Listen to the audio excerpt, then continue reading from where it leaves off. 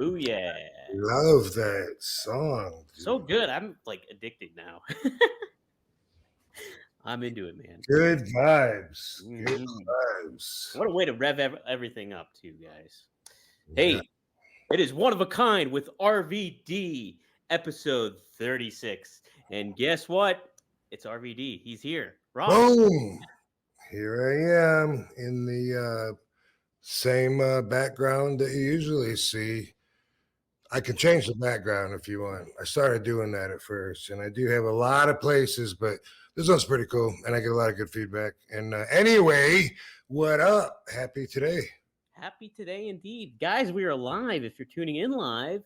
And we got a good turnout here so far, but we got a lot of regulars here. Greg Jacobson, Mouthpiece Murphy. We got Comments right now. Yeah, looking at the comments here. VBDC, the Seth, as we know, the writer of the Spell that? VBDC. Sweet.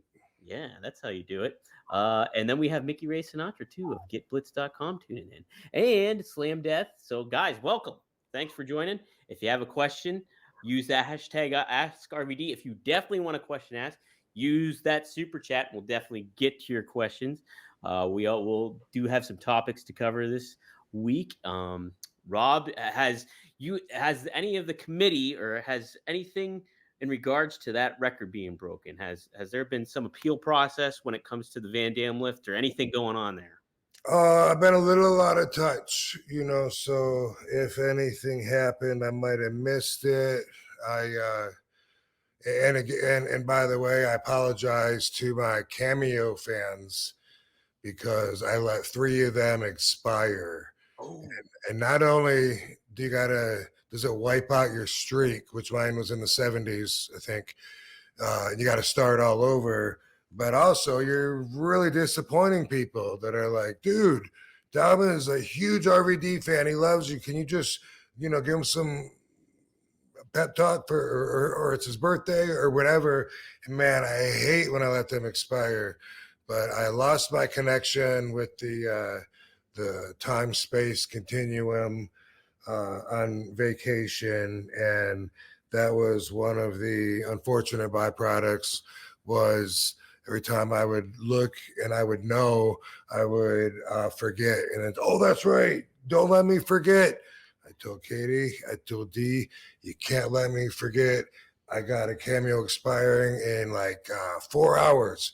And anyway, that flight took more than 4 hours and I got on it and missed them. So I apologize to all of you.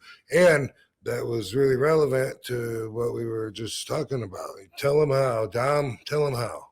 Tell them how, because it just expired. And I don't know how it tied in, to be honest, Rob. I don't know.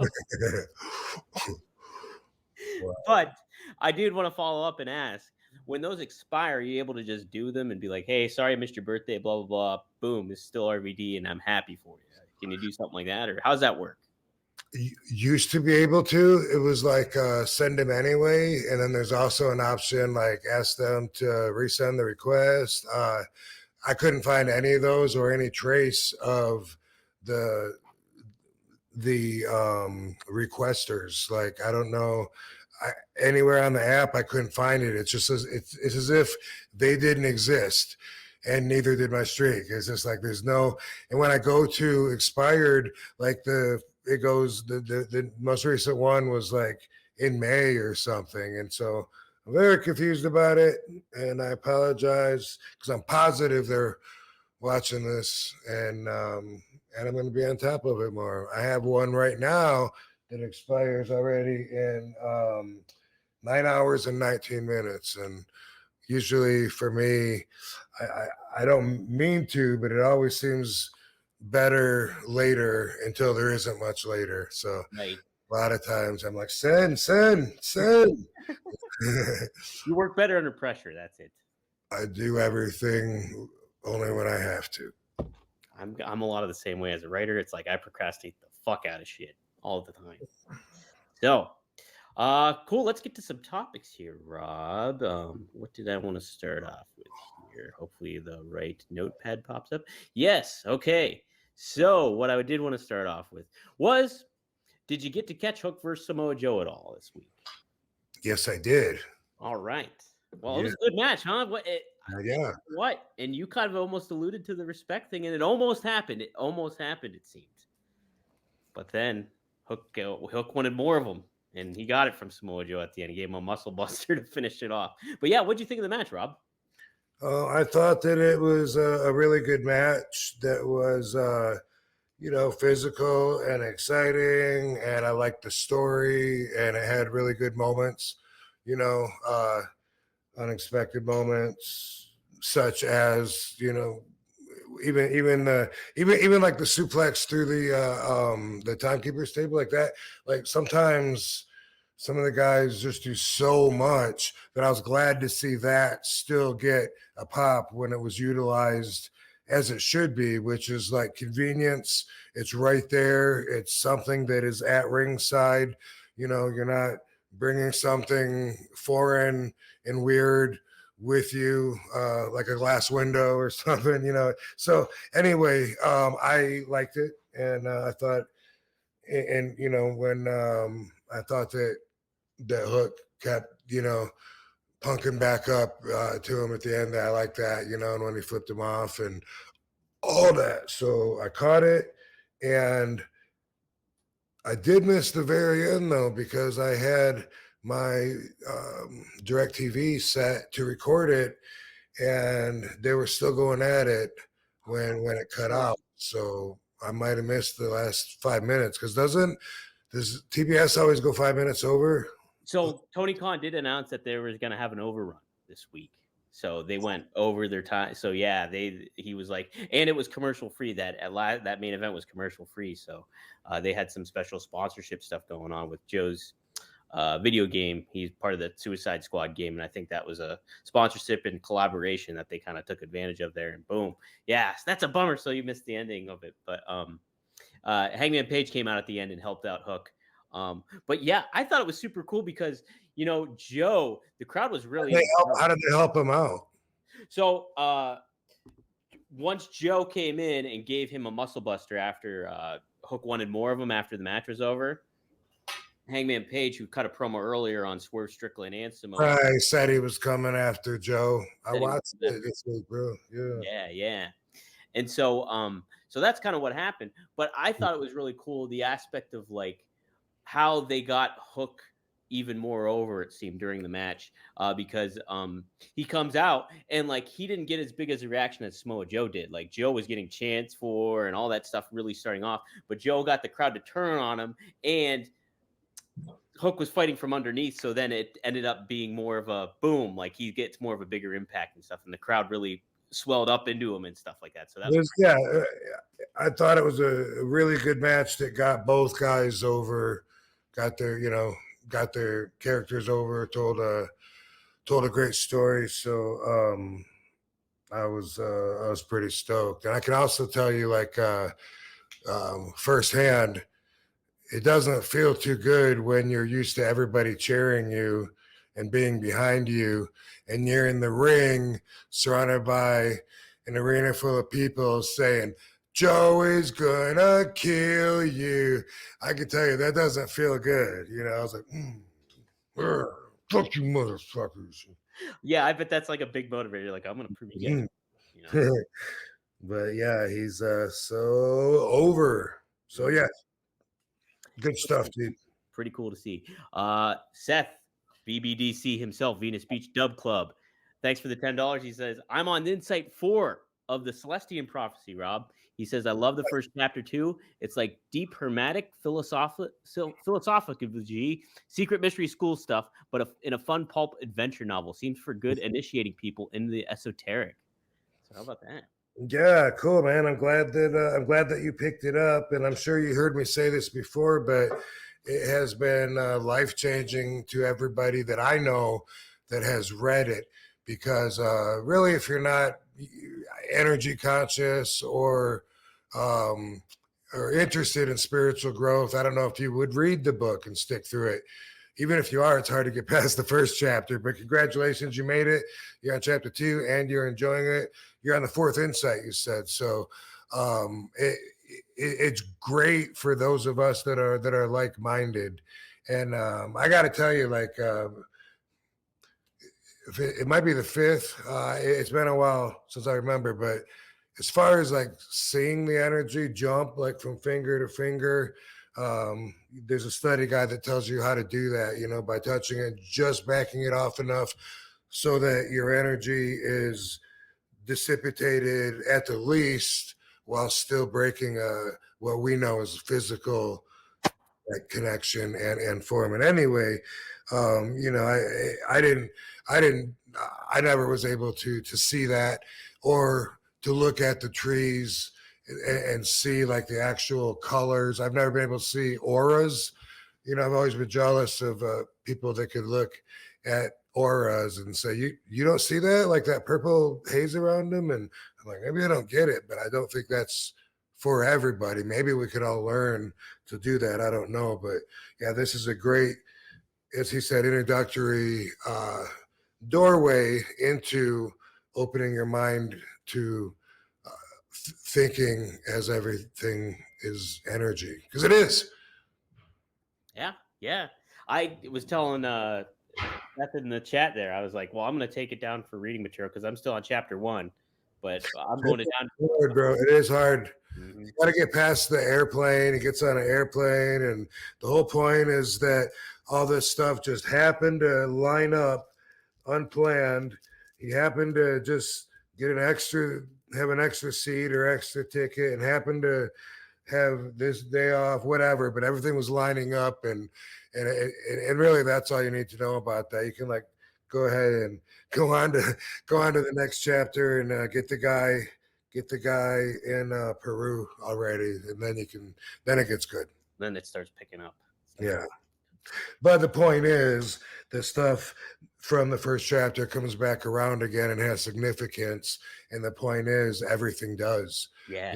Like, if you read it and you're really reading it and you dig it, it'll tell you, you know, like if you see someone and they just kind of remind you like of somebody, not exactly them. It could be just a hair, whatever. Like, hey, he reminds me of Dave, you know, boom, that person probably has a message for you. And it's like, it's a different way of living when you think of it that way and think like, I'm supposed to talk to this person. And like, I think I said before, when the guy gave me the book, we were talking about all these synchronicities, and he kept saying, dude, that's in the book. And then he says, Rob, I think I'm supposed to give you this book. I actually have an extra copy in my car. Oh, no shit. Dude, yeah. And that's how I got the book. And I've heard that from a lot of other people too, that usually it's given, not bought, but not always, of course, but it was for me. So that was pretty awesome. Yeah. So you're right in the thick of it, as Brad Armstrong would say.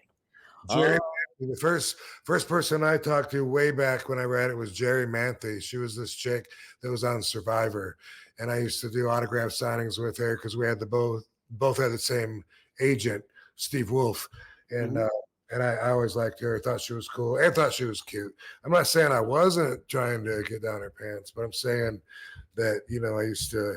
So hey, yeah, Celestine Prophecy is a good book, huh? But at first I thought, whoa, what are the chances someone else, you know, read it too? And then I realized that there are a lot of people like that. And if you're not into spiritual growth, self-improvement, and open-minded, then it might not be for you. And if you are, and you really want to stick with it, you get past the Celestine Prophecy, because that's a fictional book based on non-fictional insights that are written on this supposed manuscript towards spiritual ascension.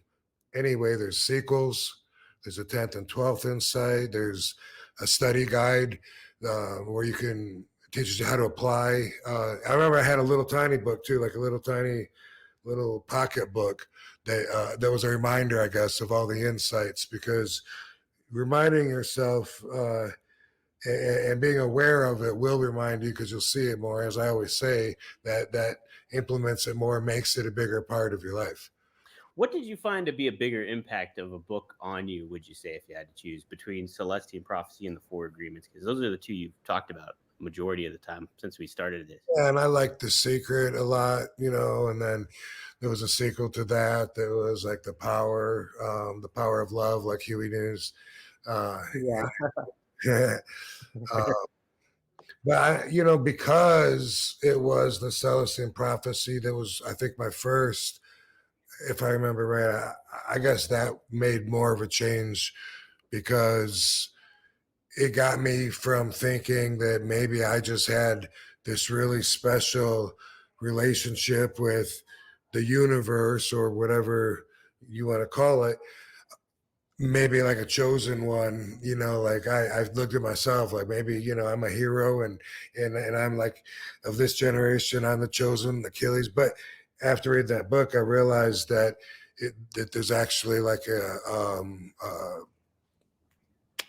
I had the word, now I just lost the word, but a mass movement of restless people that are unsatisfied and don't know why.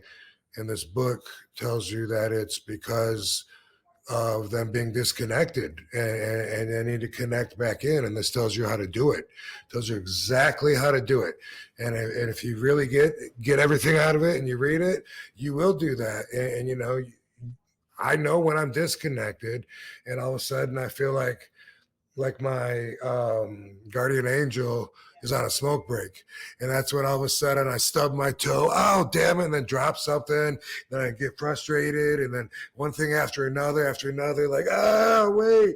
I just know it's like, that's what it's like for me when I feel disconnected. And it happens with negative thoughts. And they produce negative energy. It changes your vibration from a positive vibe to one that can't hold that connection. So could be worry, anger, could be sad, but you train yourself to realize that, be aware of it, and then to, at least for me, make it a lifetime goal to try to stay plugged in all the time. And it's not different than organized religion, except for it's not organized religion, but they're trying to do the same thing as far as being enlightened, being connected, being saved, being on the right path to their goal, but they don't know what's going to happen when you die. Yeah, just don't. And that's true though too. It's like, yeah, there's that sense of restlessness you get, and it's you want to feel that kind of connection, some sorts of fulfillment and stuff like that. And I get that. I really get that a lot sometimes. So it's like, I better read this book. I better just get on and read it. So yeah, it talks about the universal consciousness moving in that direction, and it really opens your eyes to look at things different. So I always put it over. I've never had anybody. Well, maybe one person didn't get past chapter 1, so never mind. But usually it's good. And if you're done, maybe I'll recommend some more. But the movie, not so good. So forget about that. all right, I won't put that on my watch list then. I will avoid that. But not come across the message at all. oh yeah, just a matter of probably getting some bank off of it or something. This kind of ties in. This wrestling related story kind of ties into what you're just talking about, because like this has been a big aspect of the podcast is RVDology, philosophy, little bit of different stuff that goes on with it, and it kind of neat. This week, Dustin Rhodes had an interview with Sports Illustrated, and he was asked about like what he wants his lasting impact to be on wrestling. And instead of choosing a wrestling aspect of it, he chose his sobriety. And I have the quote right here. He said, my sobriety, that's my legacy. And I understand it's okay to have bad days. There will be better ones. Life has been an incredible teacher. He says, I've learned a lot, and I plan on being clean and sober for the rest of my life. And then he adds, I wasn't seeing clearly back in the day, and I paid for it heavily. Sometimes I'm still trying to prove myself, even when I don't need to. I came out on the other side. The devil is still sitting here, right on my shoulder. All I need is to do is walk with him. But each new day, I tell him, no, I'm not going to be good today. I'm going to be good today. So I'm not going to drink. I'm not going to do drugs. I have my shit together, and I'm fixing to get on with my life. I thought that was kind of pretty cool aspect for him to kind of talk about, like, hey, because he's been like, I think 13 years sober or something at this juncture, so it's been a good amount of time. And so I kind of wanted to get your thoughts. Now, we know about like the impact you leave on wrestling, but if you kind of had to have a lasting legacy that really lasted outside of wrestling, that took a position outside of wrestling, what would you kind of hope to leave for people, so to speak, if you will?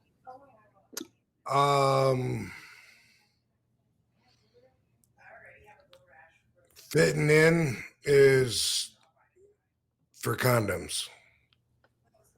I like it. Yeah. I like it. I like that. That's good. It's as deep as you want to take that. Mm-hmm. Literally. Right. One way you could take that on several levels. Right. Exactly. But I hope that my non-conformity and one-of-a-kind approach to the industry and to life is what people will appreciate and be able to sometimes, when appropriate, model their own actions after, when there's unnecessary pressure to fit in with people that you shouldn't want to be like anyway, but your perspective right now betrays you, and boom, what are you going to do? Hey, what would RVD do? One of a kind, man. Just, I hope that everybody listening to this right now, tattoo one of a kind on your kid's arm, on their left arm. That way it'll be like right there, and everyone will say, hey, and we'll all know each other. Like Harley Davidson owners. Yeah, his kids 6 months and up, get a one of a kind tattoo, and then I'll know the validity and the reach of that validity when you do that. Because why do we try to be like other people? Why do we let standards be set by other people for us? And why do we uncomfortably try to meet those even if we don't agree with them, just out of peer pressure or feeling awkward, or sometimes just out of tradition or out of fear of change, drawing attention to ourselves? So a lot of times, man, it's not worth it. I mean, if you're in basic training and he says, everyone against the wall, don't move, maggots. I'm not saying that's the time to jump out and say, hey, I don't fit in with everybody, because then you'll have to do 200 push-ups while he stands on your back. And I'm so glad I didn't ever join the military. Okay, love you. I love you. See you, Katie. Love you. Bye. Love you. Where you going? To go get a spray tan. Oh, okay. I'll be back in a few minutes. Okay, love you. Be safe. Love you. Anyway, yeah, what I was saying, period. Yes.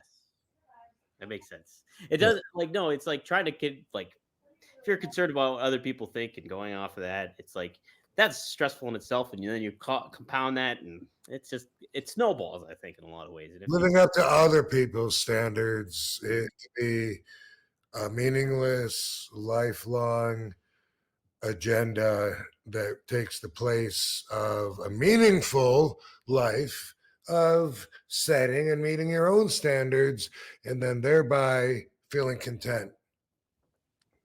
I like it, Rob. Yeah. Mm-hmm. Well, cool. Something that also got in the news is someone you're very close to, is Sabu was on the Briscoe and Bradshaw podcast. I saw that too. Yes, and he made mention about him maybe having a last match this year. And he said it. He said to both those guys, "I'm actually hopefully setting up for my final match. I want to do maybe a final match, maybe in July or later, a real final match, just one more payoff." So Sabu, obviously, we saw him on AEW not too long ago. I believe it was over the summer, and he did a spot there, and it was very cool to see him not only in a suit but just kind of get that reception and everything like that. Sabu having one more last match. You think it could happen? And is it going to be against you, Rob? Absolutely, it can happen. Definitely seen wrestlers in worse condition than Sabu pull it off. Hell, a lot of guys did their whole career in worse condition than Sabu is, and with less mobility. You know what I mean? But anyway, style's different now, so um, you got to be good and be athletic and be tough and be able to move and entertain in that ring like never before. And that's true, you know, compared to when I watched it and it was Big John Studd versus Andre the Giant. They could just tease trying to pick each other up for a body slam for 15 minutes, basically. And that was what was entertainment back then compared to the athleticism, the the more average size guys, I guess, that are a little more mobile than said giants. You know, I mean, I came in as one of the smaller guys, and now it's like, you know, that's everyone has changed the standard like so much that definitely don't think of myself that way anymore or measure up against other guys like that on the average. But anyway, what were we talking about, dude? Sabu and like Okay. just So, having last match. I met Sabu a couple of weeks ago. Myself and Joe Clark, who was my partner, we made the documentary Headstrong. Just Joe and I did everything, every frame, adding music, everything. And so we like working well together, and he wanted to do a documentary on Sabu. And we got Sabu to meet us. This was last week, and he met, and he and Joe talked a lot, and that's where we found out Sabu said that he wants to have one more match because I couldn't get him to come to Japan when Noah wanted to bring him. He could lay down like a bed on those airplanes, you know, flat, and then stand on the apron. You'll just be my partner. But he was dead set against it. But now he's feeling better. He's working out because he's feeling better, and he's feeling better because he's working out. And he said to us that night he wants to have a match. And wow, we're trying to do a documentary. I don't know, imagine the timing of that, training for that, just that whole agenda and adventure and part of him with the backstory that he can share while he's getting ready for his last match. That sounds awesome. I asked him, you know, do you have an opponent? And he said no. and I said, okay, so it's not like a specific booking already that you're talking about. He said, no, and just, you know, hopefully it can happen. You know, I think he said late summer. I'm not real sure, but it seems like for some reason I got July, August in my mind. Don't know why, but either way, he's working out, and he feels better than he ever did. And I would love to be part of that match. We used to talk back in the day about if it worked out chronologically, we would have a retirement tour if we were both ready to retire at the same time and go to all the different countries that we wrestled in before, like Japan and you know, England and everywhere, you know, of course Australia. And it was an idea that seemed like it might be feasible like 10 years ago or whenever, maybe longer, but whenever we talked about that, because I just figured he would wrestle himself into the ground. And so since I'm a little bit younger, maybe it would just work out that way. But I don't see this being my retirement match if I am able to be part of it. But of course, I would be honored, thrilled. I hope that I am his opponent. And I'm really looking forward to him growing through this adventure and us capturing it thanks to Joe Clark from Back Row Studios, who we've had on this show. Yeah, friend of the show, Joe Clark. So Yeah. pretty damn cool. Yeah, that's gonna be awesome. And you know, to see maybe that story get told for Sabu and for fans to watch that. That's even better, and it will just really put a good big overall end cap on his career too and his legacy. Yeah, yeah. And by the way, I want to tell him too. He's come across in a positive way on the video clips that I've seen. Whereas in the past, sometimes he could open his mouth and get himself in trouble and rub people the wrong way sometimes or whatever.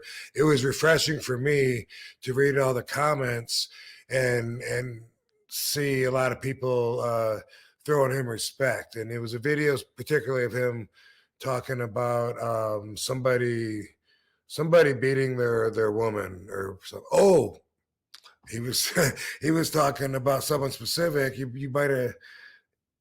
I think it was a different video, and I don't want to say who it was about, but it was about a top guy, and he was saying to the guy's an abuser. But at first, I'm like, oh no, don't bury yourself, Sabu.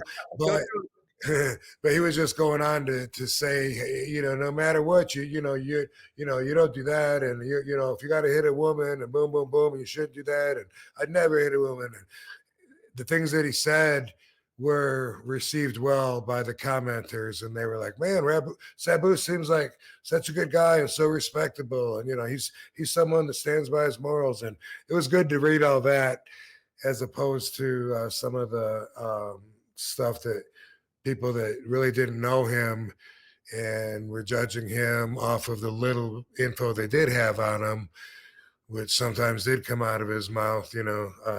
It's a pleasant change for the family.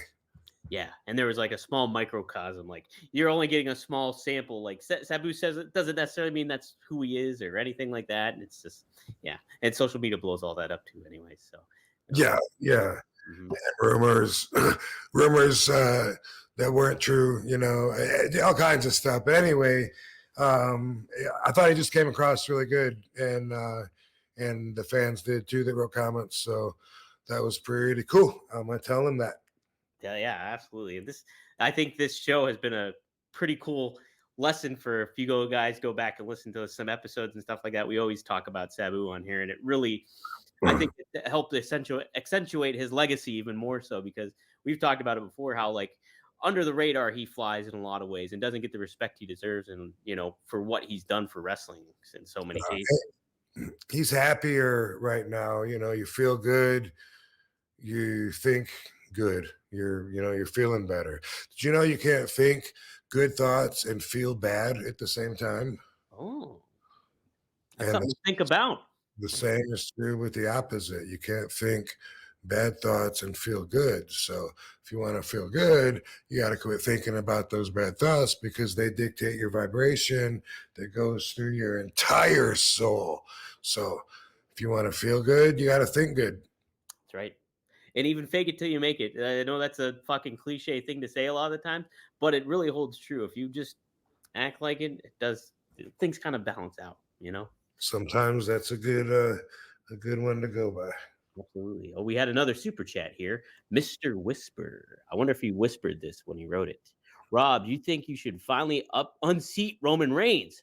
Randy Orton, Cody Rhodes, CM Punk, among others, are all in the mix.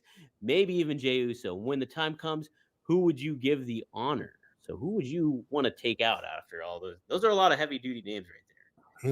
They are. Well, I'm thinking it looks like the money's going to be with Roman Reigns as far as going for the payday. Randy Orton, I've wrestled him so many times. Had some great matches with him. But there was a point where it just seemed to me like it was like taking the pedigree every night. Like the office was punishing me for something. And even though I like Randy, I relate some of the nonstop, ongoing RVD versus Orton matches with Orton up, part of that punishment. Anyway, that'd be cool to work CM Punk. I haven't wrestled that dude in a single match. I think we're both in that elimination chamber. We might have kicked each other a couple times. I'm not really sure, but I like that. Do you want Cody as the other one? Cody? And Cody. That'd be awesome too. That'd be really, and I'm so glad to see Cody like come up into the man that he is, after seeing him and trying to understand what that star face was. Yeah, Stardust. Yeah.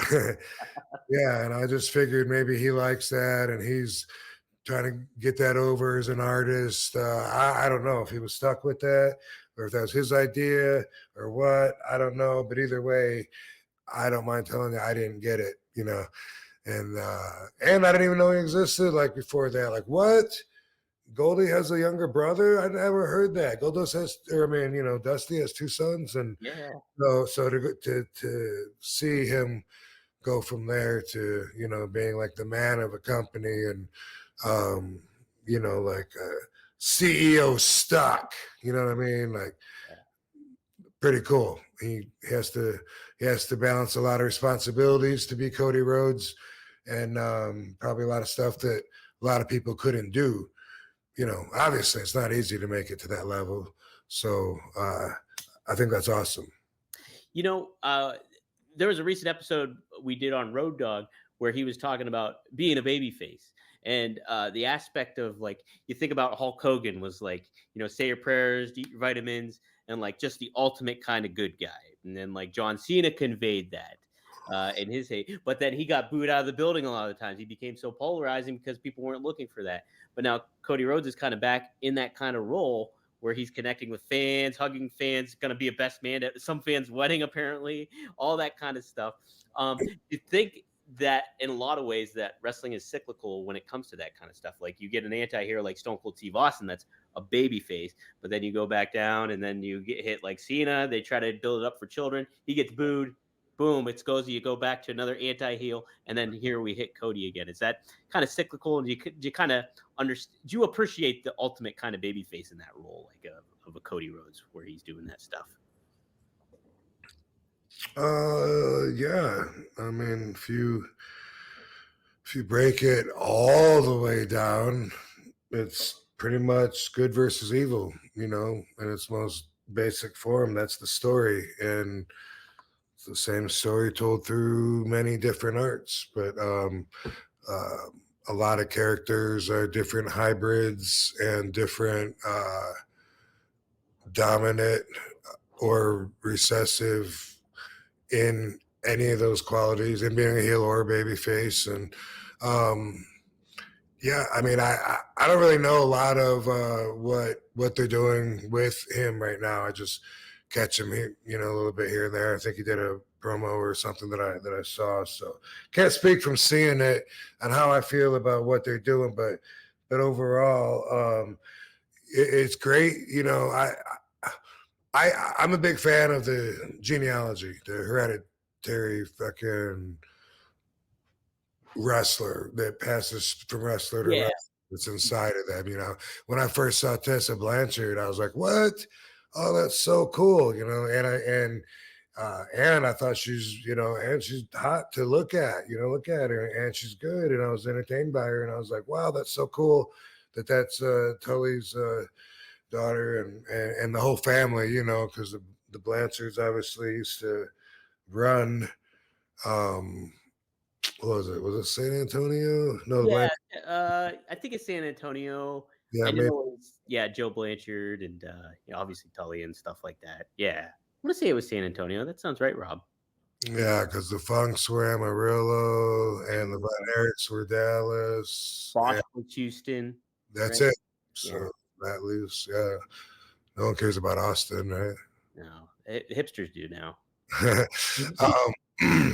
So yeah, I think it's really cool. Just, I guess, which is basically what they're pushing right now is the bloodline. And that's what I'm saying is it's cool too. It's cool that Randy's a third generation wrestler. A lot of these guys, I wrestled with their dads, some of their grandpas or whatever that are in the ring now, and so that's always cool. I think, because I wasn't born in the business, you know what I mean? I was an outsider that dreamed of getting inside, and against all odds made it happen. And I used to watch Jim Neidhart, and then to see Natty Neidhart, like, wow, that's so cool. And she looked so good. Yeah.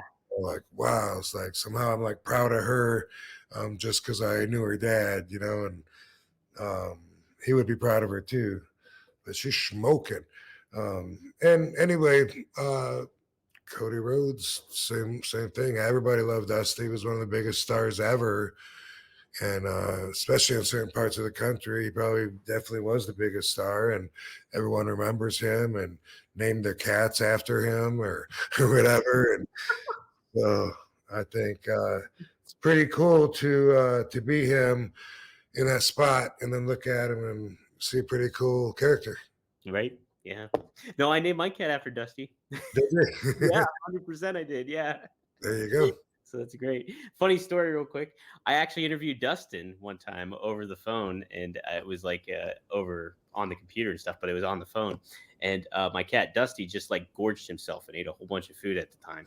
And as I'm doing the interview, Dusty, my cat, is sitting on the windowsill as I'm talking to Dustin, and Dusty just pukes all over the place because he gorged himself.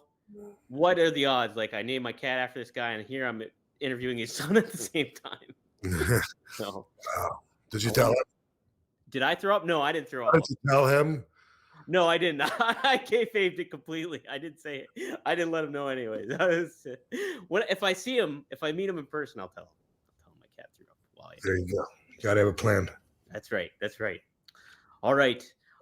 So what I kind of wanted to do this week is pretty 30 years since Royal Rumble 1994. And I've seen a lot of podcasts this week kind of announcing, hey, we're covering Royal Rumble 1994. We're going to talk about this. Well, I think what we're going to do, we're not going to cover the matches. That's kind of, been there, done that. But I think what we'll do is I'll go over some of the matches and some of the Royal Rumble entrants. And if you have, this could be pretty rapid fire too, Rob. You don't got to spend a lot of time on it if you don't want. Okay. People tell me that on every interview I do, and my mouth doesn't seem to know what short answers mean, but I'll try. That's okay. If you got something to tell, go for it. But I got a lot of knowledge to share, Dom. I know you do, and feel free to do it. Hey, Rob, this is your show, I'll try. Hey, Mr. Whisper follows up real quick with the super chat. Rob, one of the leaked ideas for Dark Side of the Ring Season 5 is apparently Mike Awesome. Any thoughts on this? A Mike Awesome Dark Side of the Ring, Rob. What would you think of that? I think it would be great. My thoughts on that are that it's not going to happen. Mm-hmm. And I talked to them about it. I would have been a big part of it. Mike was my road wife for a while in 2001, maybe 2002. We traveled together, he and I, and Sean Stasiak. When Sean Stasiak was on the road, for some reason, sometimes I guess we were split up between Raw and SmackDown back in the day on different shows. But me and Mike traveled together. I knew him very well from spending so many hours with him and stuff. And so I was very happy to hear from Dark Side of the Ring when they wanted to know if I would be willing to talk to them. Absolutely. I feel like get Mike's story out. That's what immortalizes us. And for celebs, a lot of people that want to be celebs anyway and don't just stumble upon it, that's kind of the goal, isn't it? To if you're building your fan base, you're building your fame. That's increasing your stature, right? And thereby in your profession, your value goes up. His wife didn't quite feel the same way. So, as I understand it, Mike Awesome's ex-wife, put the kibosh on the whole project. And I was very bummed to hear that because, like I said, without that, it's just like bury him and forget about him. You know what I mean? And personally, I know that he missed his kids so much. Can't believe he hung himself and would do that to his kids. But he used to love his kids, miss his kids all the time. Not his wife so much. And he would be very upfront about that, and I would poke him and grill him, ask him some questions, and he misses kids, and he uses nose like a dog. Like, I don't know many other people to do that, but he would always talk about, I can't wait to get home and hug my kids and smell them. I love smelling them and smell if they've been playing outside or it's the laundry and that was just something that I thought was peculiar about Mike, and that he didn't miss his wife at all. So I don't know what happened, but the only thing I can imagine that makes sense, and I'm not one to assume as per RVDology, but obviously Mike and his wife were in a bad fight, going through a divorce. She obviously was going to take the kids from him, which was the one thing that he could not live without. So he hung himself. Man, that's heavy stuff. And so I feel like if they were, if the relationship was heavy there and they were fighting, throwing cups at each other, imagine just to be able to snuff out that cigarette. If you look at it that way, you know what I mean? Like, there's that red ember of his story, blow on it, it might flame up. It'll keep going a little bit longer, but to just snuff it out, and say, no, thank you. Boom. Screw him. And I feel like that's what happened. Because if you're looking for his best interest, of course he would want his story told. Sure. We all would. I mean, most of us, there's exceptions always, and we'll talk about that sometime. But that's how I see it. That was just one more chance for her to get the final fuck you. Yeah. And so I don't think we're going to see that episode. That's a bummer, because to what you were saying too, it's like you think about Mike and like those heavy hitting matches he had with like Masada Tanaka and like just all of those, and the legacy he kind of left for himself as an ECW champion, being that dominant and like just he was a money kind of guy, you know what I mean? Where it was just that kind of aspect, and like a generation is not going to know about him like up front, where it's like, hey, who's Mike Awesome? Oh, I have to look back to hear about him. And this would have been a way to convey who Mike was to a new generation of people. And then absolutely, like, yeah, it immortalizes. When you're on TV, that thing will be watched forever and ever. They're still watching my matches from the 90s, and they're surprised when they see me and I'm older. Like, what happened to RVD? I just saw him wrestle Axel Ryan last night. But what else did I want to say? Shit. Just like him having a lasting impact with Dark Side, it just being a big thing for him, like having it, just getting his story again. I was just gonna add that the last time I talked to him, well, we did the one night stand, so he was a big part of that with Tanaka. When we went to do part 2, the big RVD and John Cena match, I was reaching out to some talent, and I was talking to Mike during that time. Mike was selling real estate, and he said he was small. I think he might have said 230 pounds. It's hard to believe. And he wasn't lifting weights. He was just like riding a bike now. Didn't seem thrilled about trading in the life of a pro wrestling superstar for trying to live on the commission of selling houses, probably wearing a suit, for sure fighting with his wife during this time. That was the last time I talked to him, was, hey, we're going to do it again, dude. We're going to make this an annual event, one night stand. And he's like, are you sure? Because I have to know, I have to have at least 2 months notice, because, and that's when he said, I'm like 230 pounds. Like, I have to put on, a good 40 pounds before I can do that match. And I need some serious time to get myself big again. And you may have Paul call me and tell me for sure if he wants me on it. And that was like the last conversation I had. He was sending me some information on some real estate in Florida that I was interested in possibly investing in. And it was the day after he died. that I got that last email from him, and I was like, how could he have sent that? And then I realized it was like an automatic kind of thing from his office or from his program that he had sent to me. So I was obviously like on a mailing list or something, but it came from him, and I thought that was spooky. And knowing him like I did, I couldn't see him hanging himself. He was a happy guy, but his perspective obviously changed a lot since the last time I saw him and when he committed suicide. Oh, man. Yeah, it's tough.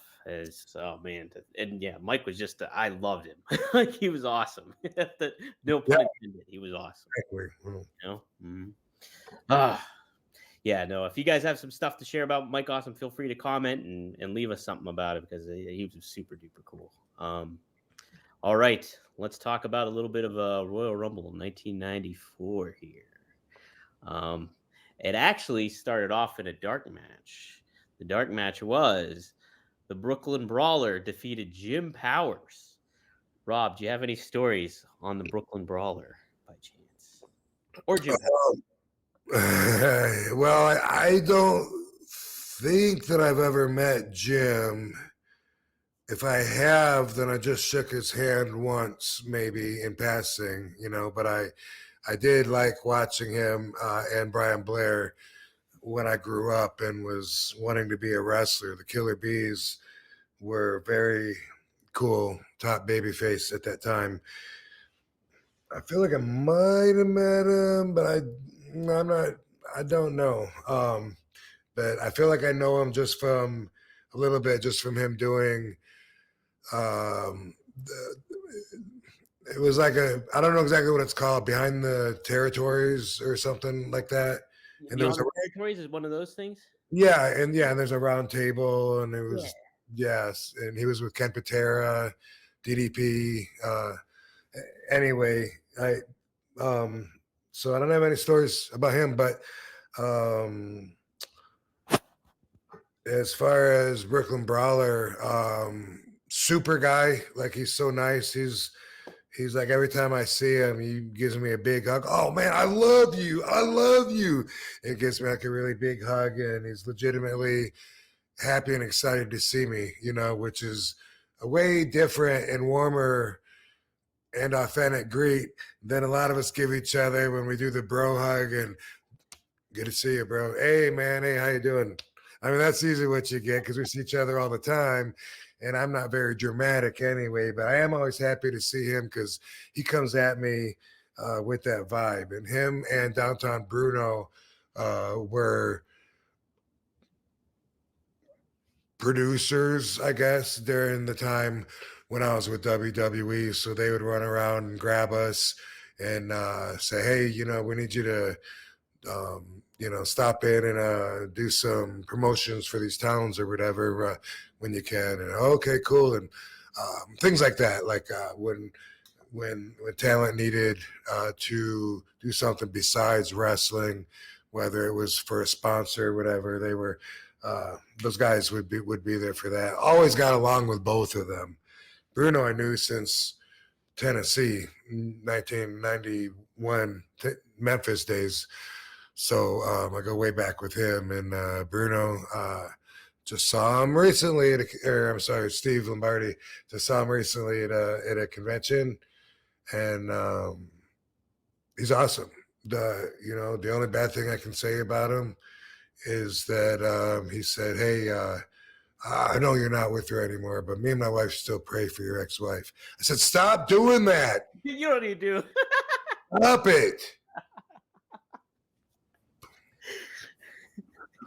That's not necessary. It's okay. Thanks. Thank you for laughing at that. I feel like some people might be offended. if that was blasphemous, sacrilegious, whatever. I think you're okay. I wasn't going to apologize. I was just wanted to say I realized that it could be taken that way. That's all. Yeah, you don't got to pray. It's okay.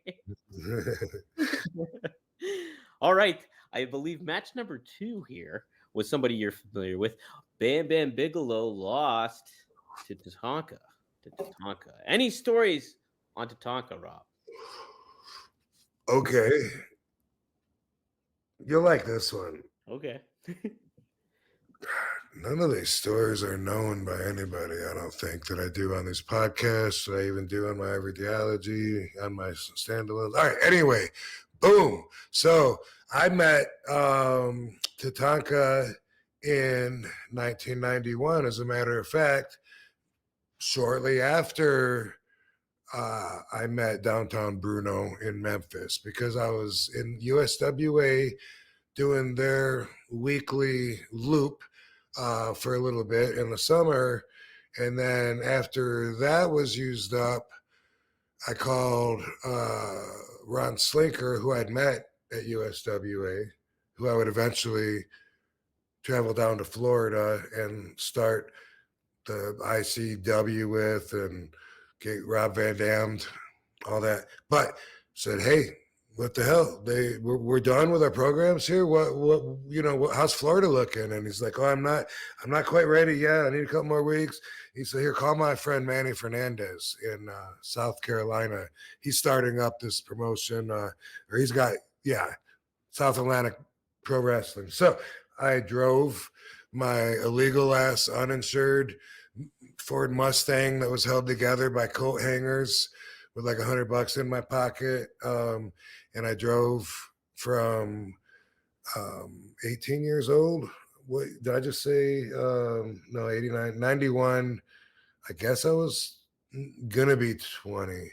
Wait, in 90, this is 91. So I guess I am 20.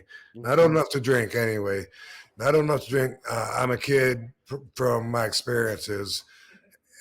Very inexperienced. But anyway, hey baby.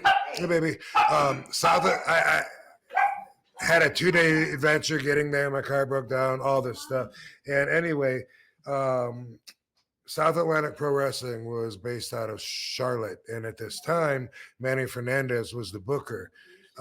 They had some future stars like Vince Torelli, who would later be Ken Shamrock. Oh. Yeah, jacked. He was a badass. Everyone told me what a badass he was. You know, they said that he had won the last 5 Tough Man contests in a row there. And Manny Fernandez is one of those guys that has reputations. Him and Dick Murdoch used to get in fights with like legendarily, like bars full of patrons and stuff. And, those kind of back in the old days. So anyway, Manny is known to be pretty tough. And everyone told me when I first started there that Vince Torelli had jacked Manny up against the wall in an argument, and that Manny was scared. And that he'd won the last contest. And I was watching him jump up and down, warming up before his match. And he was like jumping like 4.5 feet straight up. And I was like, wow, what an athlete.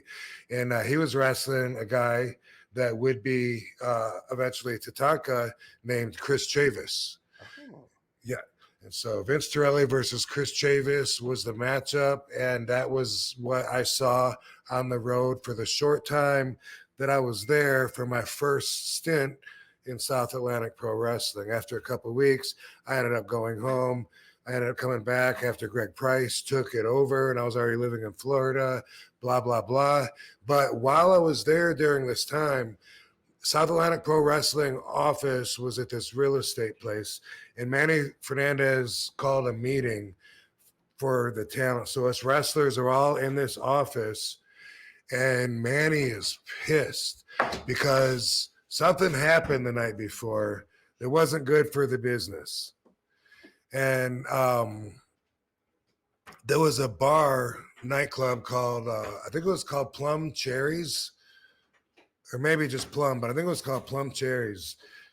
Dude, this was so long ago. Give me a break if I'm a little off. Yeah, 91's a long time ago.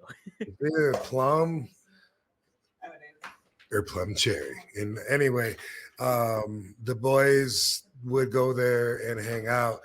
And the night before, there was a fight there. And one of the guys got carried out by the bouncers, and Manny was pissed. He was pissed. And this is a difference between how the business used to be and the safe, work-friendly environment that it is now with the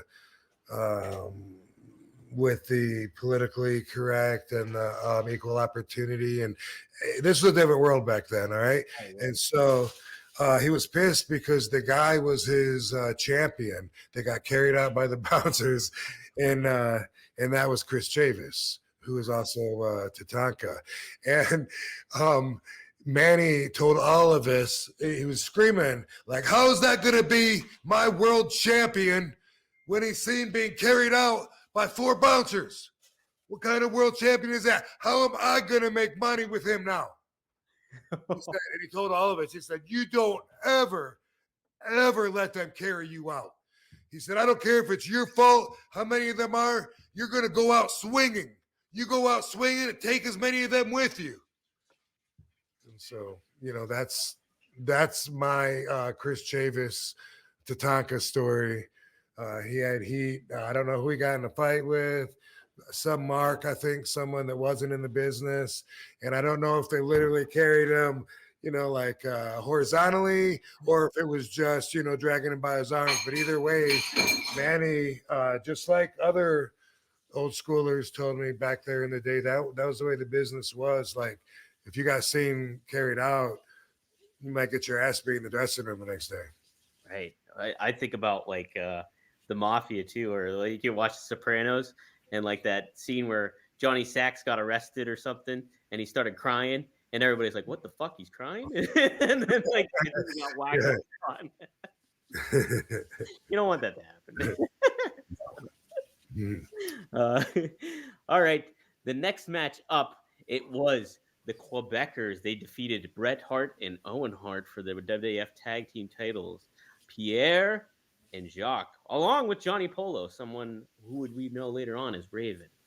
Any stories about Pierre, who is now PCO, or Jacques of the Quebecers there, Rob? Not on Pierre, but on Jacques, in also 91, but before earlier in the year, I guess, I was living in Tampa, WWE. No, this was after because I'm already in Florida. Anyway, WWE's coming through. Pat Tanaka was office at the Sportatorium, and he was going to get a lot of the local guys that were up and coming jobs as enhancement talent, which is the way the business was back then. A big superstar against a jobber, or 2 superstars against 2 jobbers in tag matches. And it was an opportunity to get exposure, be on TV, blah, blah, blah. And they came through, and a bunch of the guys that I was training with and working with got on. I didn't. Okay. But Pat Tanaka said, I'm sorry about that. I know I told you I didn't put your name on the list. And he said, they told me, me and Sandy Beach, there's 2. So one of the Sandy Beaches, if you guys drive up to Mobile, Alabama, and do the next couple of days, they'll put you on there. And they said, and I was like, well, anyway, Sandy, he wanted to drive up there. They said, even if we'd get paid for showing up, which the first day they didn't have a match for me, and I got paid, and I was stoked. One, because it was a good payday, $150 to do nothing, when at the Sportatorium, it would have taken me almost 5 weeks to make that $30, $30 to $35 a week on Thursdays. And so that's why I was there. I didn't want to be seen doing a job as RVD, which I'd only been for a few months, but I had a little momentum going. I was being pushed as this star. I'd been in the magazines, so I tried to change my look as much as possible. Instead of having my hair back, I dried it out, let it come down. I wore my volleyball knee pads, white boxer boots, blue wrestling shorts that the Sheik gave me. Those were the first wrestling trunks I ever got. I wonder where the hell they are. Oh, I think I know where they are. Anyway, and I called myself Matt Byrne, right? Oh, how about that? Didn't have the match for me the first time. I got paid. They said, come tomorrow, because it was a place that was a few hours away. And the next day, I wrestled the Mountie, Jacques Cousteau. And I wore a shirt also, just trying to change my look up and be not Rob Van Dam. And after the match was Jacques, I came walking through the gorilla, and as I made it through, I heard some noise behind me, like a little commotion amongst the agents or whatever. And then Gorilla Monsoon came out, starts walking after me. He's like, "What?" And he's coming after me. He goes, "Hey, you didn't wear that shirt during the match, did you?" And I'm like, yeah. He goes, "What? Why would you do that?" Because we might not be able to use that footage now. We might have to redo that match. Why would you wear a shirt to go out there and wrestle instead of showing your body? Why would you want to do that? And I didn't want to tell him because I'm Rob Van Dam, a huge, a huge future superstar, and I don't want people to see me do a job. I was just like, I don't know. I was like, oh, and he's like, we'll stand by. We might have to do it again. And I was just like, damn, I fucked up. But also, I didn't redo that. But a little later, they came up and gave me another match. And this one was a handicap match. So now I got to be seen on TV doing a job with somebody else, 2 against 1. But it was with Sid Justice. At least he's a giant. And it was me and this dude, Scott Casey. And anyway, boom, let's go full circle here. Sid at that time was now I got 2 matches, so I got paid twice. Sid was managed by Bruno Harvey Wimpleman, who I told you that I knew from Memphis, right? I already knew him. So he introduced me to Sid. And so I think that's probably why Sid was so cool to me at that time. And after the match, he came up to me in the dressing room, and he said, "Hey man, I just want to thank you for what you guys did for me out there." And he said, I know it don't feel too good getting beat, 2-on-1 and on TV or whatever, but I just want you to know, like what you did, like you helped elevate me from here to up here, and that's what I want to be, because I want to wrestle Hulk Hogan.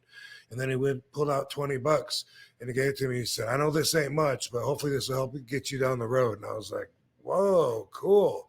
Like, wow, I don't know if I've ever had a wrestler tip me since then like that anyway. But that was a story I got to throw on there again. And I think it was because I knew Harvey Wimpleman and he introduced us. So maybe Bruno told him I was cool or something. I don't know.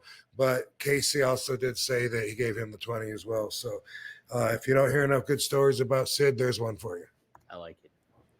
My brother will like that too. He loves Sid. You know what? And also, what was I going to say about Sid? Shit, I lost it. It'll come back to me. But yeah, I like Sid a lot. That's awesome. And Matt Byrne, what a name. That's a great name. Yeah. All right. This one I'm intrigued by, Rob, because I know you've mentioned him before. And I think he's been on an RVDology of yours in the past, but he happens to be my favorite wrestler. And the reason I got into wrestling overall is, and you had an interesting story regarding him. Scott Hall, Razor Ramon took on IRS.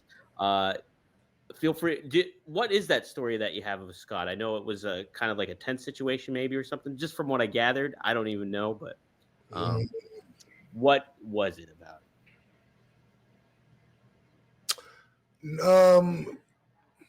There wasn't any tense situations. There was a few times, I don't think I've talked about it, where he was annoying me, like maybe I was outside getting ready to light one up, and him and X-Pac came out to do the same damn thing. And then he's like, oh, hold on, hey, hey, Robbie's a stooge. I don't know why he called me Robbie, but that was his name for me. And he would be, oh, wait, Robbie's a stooge, man. And he would say it joking sometimes. Mm-hmm. But he also did that for real one time, because one time he was asking me if I had any weed. I was like, yeah, I was actually about to go out and smoke. He's like, oh my God, that'd be so good. And I'm like, are you smoking now? Because I can't remember. It was some event. I don't even know what event it was, but he goes, yeah. And he goes, oh my God, you don't mind? I go, no, I'm going out right now. You want to go now? And he was like, he goes, yeah, let's go. And I walk out there and there's nobody behind me. Walked all the way out there, smoked it. He never came out. And then I heard from somebody later, I think it was X-Pac, but I'm not sure. Had to have been though, that he was paranoid that I was gonna tell on him or that I was in part. So there was little feelings like that, you know. There was things that nobody else would know. Like when I was, I've been gone for a long time, and then I came back to when was that? Maybe it was, I don't know. One of the times after I left for a long time, I came back. It was probably a Hall of Fame thing. Mm-hmm. Could have been even the same Hall of Fame thing. I don't know. I just remember, like, I used to talk to Paige a lot. You know, we used to have a good relationship, and she was like one of my closer friends there because I'm, you know, usually a loner, and I would usually talk to her, and I liked her, and I was looking forward, you know, to seeing her, you know, and I was happy to see her, but this motherfucker was right there, being annoying. You know, and say, hey, RVD, you know, she's like a daughter to me. So, hey, Robbie, you know, if you just so you know, and I was like, and I kept I was trying to talk to her, but he was in that moment. Yeah. In that moment, he was like annoying in my face or whatever. And I actually said, and I said to her, I said, do you want him here? Because if you don't, I'm going to throw him over the railing right now. We were like on the second story, and I 100% was going to throw him, you know, off. She said, don't, I guess. But there's been moments like that, several of those that I've never talked about. So, you know, we weren't tight. I didn't hate him. Sometimes he was annoying, you know. Another time we were at that Japanese restaurant by Universal Studios where TNA used to put us all up there at the DoubleTree, and one of the only choices to eat in the parking lot was this Japanese restaurant. I was there, and X-Pac, and and Scott came in, and I think he just wanted to poke at me, you know, like he would do that, and it was kind of funny, but to an extent, you know what I mean? Mm-hmm.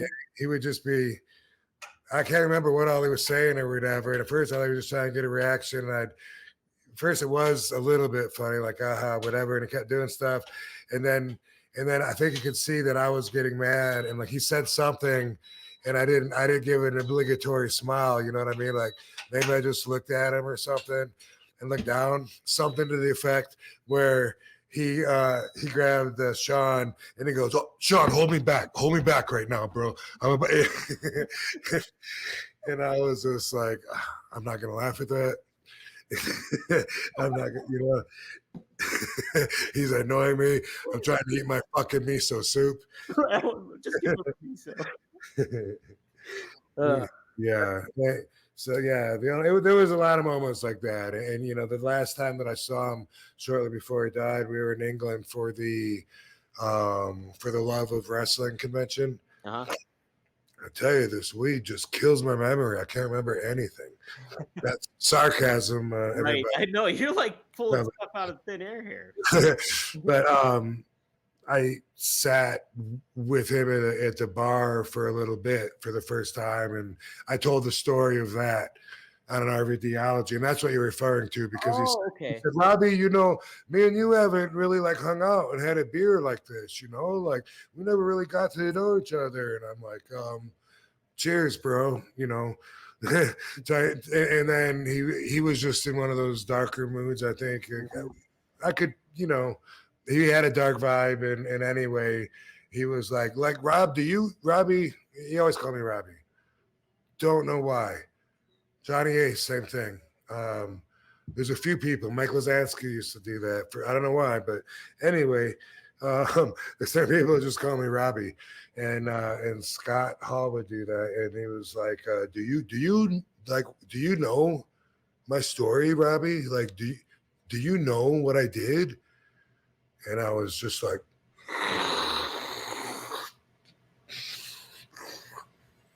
me, not really. I was right next to him, you know, and I was just thinking, you're trying to pull me into a dark pit that I don't want to go into, you know. And I just said, yeah, I think I got the story, Scott. You know, I think so. And I just felt like he's punishing himself because he felt guilty for killing that guy. Right. Yeah. I always felt that, but I mean that's exactly what his vibe was saying, you know. And when I did my story on Instagram, our radiology about it, some of the fans were upset because they forget. To me, he's a peer of mine that I work with. I don't see him like a fan looks up to the wrestlers as a higher form of life. So I was giving an objective perspective of what it was like interacting with him. Sure, yeah. How can you fault me on that? That's what it was like. In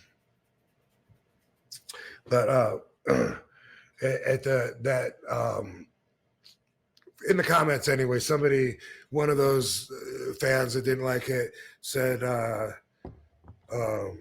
something about, you know, he had no choice, but he had to kill a guy, and it haunts him, and you know, you shouldn't talk bad about the deceased and whatever, you know. I mean, I addressed that in RVDology too. Like, I don't mind. I mean, you know, if there's somebody that you don't respect, then why are you going to show them respect? You know what I mean? And I'm not saying that about Scott, but I'm just saying as a rule to live by, I don't believe in that, like, no matter what. Not Scott, again, using an example.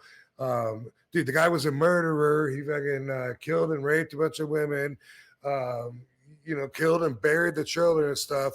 And then the police shot him. And you're going to say, I should never talk bad about the dead? Come on, man. Fuck that guy. You know, so anyway, everything's circumstantial, which is the RVDology perspective. And somebody had said that, and my first thought was, which is what I wrote, was, you think he had no choice? I've never, ever heard that. I've heard the story told by him in different interviews. I've never taken that perspective where I felt like he had no choice but to shoot the guy. You know, and I think that would be some extra heavy guilt, knowing you didn't have to shoot him. If it weighs out like that kind of stuff, I mean, I can't speak from experience whatsoever, but geez, to be in that situation and what happened is like, oh my God, it's like that has to weigh on you, you know? It's got to weigh on you. Just taking a life would weigh on someone that has a conscience, you know, but even, you know, if you had to do it, it'd be a lot easier to accept that if you had a choice. And when you play that back in your mind, you think, wow, I didn't have to. I got the gun from him. I didn't have to fucking put it in his chest and shoot him. He was already on the ground under me. I chose to do that. Because of that, boom, he's no longer alive. His kids have no dad, whatever. Just saying as an example. And yes, about Scott, I'm saying I've never heard a story where my perspective was that he had no choice. So if you automatically just heard it different than I did, maybe give that a thought. Right. It's like, and that's the aspect is like nobody, like what you hear, you know, nobody was I don't know all the details about it either, but it's just like from that aspect is like it's just a tough, difficult situation, and to be in that moment and to have to feel like you needed to do it or whatever it may be, it's crazy. Like it's difficult and weigh on somebody's mind for a long time, and for him to bring it up to you at that point, it's always been an aspect that's really bugged him for his life. And Yeah. Unless they're psychopathic. Like when you think about the mobsters that kill their best friends by setting them up, taking them out all night to gain their trust, and then they're going to go pick a third guy up that's going to sit in the back seat and blow his head off, and then just go on and continue partying afterwards. Those guys wouldn't feel like Scott. So that tells me that Scott does have a conscience, and he does have empathy. And that's good because, as I've said many times, I think the majority of basic thinkers don't have the ability to, or at least the perspective of empathy. Right. And you hear stories from Kevin too, like talk about how generous Scott was when he'd see somebody, you just give him money right away and stuff like that. And just be different aspects. And I know from a fan experience, like, I got to meet him several times as a fan, and like he's super nice and like thoughtful and nice. But yeah, like I've heard points too where it's like there'd be moments where it'd be like, oh man, Scott's in a dark place, and it's just a different person at that point in time too. And like the ending was pretty sad from what I heard and everything like that. So yeah, but no, thanks for sharing that. I was always curious about it, and I was like, when he was on this match, I was like, well, I guess I could bring it up here and see. Yeah, when you think about it, the Razor Ramon character, if that's based on Al Pacino and Scarface, think about, you've seen Scarface, right? Oh yeah, uh-huh. We all have. How many people did I can't remember the character's name right now, Al Pacino. How many people did he mow down? Oh, Tony Montana. Yeah. What was it? Tony Montana. Yeah, thank you. Yeah, Tony Montana. How many people did he murder in that movie? Like 300, and it ain't haunting him. You know what I mean? Like so that's interesting. Just as he plays the bad guy, but probably there must have been a good guy in there. Absolutely. Otherwise, he wouldn't give a fuck like a lot of people don't. Right. Yeah. They just worry about getting themselves out of trouble, and then boom, on to the next one. Right. Exactly. Yeah. Interesting, Rob. All right. What I had next was the Royal Rumble itself, because the other people we've kind of shared your relationships with already on this point. Two people that entered 1 and 3 in this Royal Rumble were the Steiner brothers, Rob, both Michigan boys. You actually shared a room with Scott 2 nights at StarCast 6, whatever it was, when you're in Chicago. Yes, I did. Any interesting Steiner brothers stories? And that room also had who else in it? Nash? No, Danhausen, right? Was that the Danhausen? Yeah. And Danhausen said, "Hey, we're all from Michigan." Yeah, that's right. Okay, so geez, I was there. That's the one you were talking about. And it was like, oh, we're trying to figure out last week who it was, and we thought it was Darby. Yeah, I got them mixed up. Yeah. I got it mixed up too. I guess I figured it out after the show. No, I thought we figured it out. Yeah, we figured it out. Somebody chimed in on the chat. So who are we talking about now, though? Who's our guy? Steiner brothers. Man, they've always been super cool to me. I don't know if it's because I'm from Michigan as well, but they had a reputation before I was actually physically introduced to them, and I would watch them on WCW, and it looked like they just manhandled the jobbers and threw them around at will, however they wanted to. And I just thought that, wow, that's really cool. And also, Scott wasn't Scott wasn't as jacked back then, and he would do a couple things, like he would do a drop kick into a backflip. Yep, and he would also grab the guy and do the backflip into a moonsault, which was really cool, and that caught my attention. And then he became Freakzilla. But I remember meeting those guys in Georgia at an independence show in Cordele City Ben Masters is the wrestling promoter. I do have a photo of said event. Hey, is there a place either on our YouTube or on Premier Network where, like, when I'm telling these stories, I could be like writing down, like, get that photo. If there is, I don't know. What would we do with it? Yeah, I could try to find a timestamp or something like that too. You know, I don't know. Timestamp and stuff. Anyway, I mean, I don't know why would you have a gallery on YouTube? You only do videos, right? But I don't know. Anyway, so I remember meeting them and getting a picture of them and them telling them, you know, that I'm from Battle Creek too. And of course, I had my mullet back then because this is 93, maybe 92 or 93, in that time period. So much like the Robbie V version of me that you saw in WCW, because it was somewhere around that time period. And they both always have been really cool to me. And sometimes I wondered if it was getting tested when I would wrestle Scott a lot. And a lot of times when the office, you know, would say me up. I was like, man, I wonder if that's bothering him. You know what I mean? Because it's not something personal, and it shouldn't be, but it's business for everybody. You know what I mean? Sure, yeah, absolutely. And to me, it felt weird because I looked up to him. Yeah. Interesting. All right. Next up, who came out? I'm like almost doing the countdown in my head. Oh, here's an interesting one. Number 4, Huang. Also, we know him better as Savio Vega. Any Savio Vega stories, Rob? I have 0 Savio. 0 Savio, really? Okay.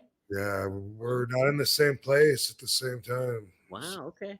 Super nice guy. I've interviewed him once, and he's a lot of fun.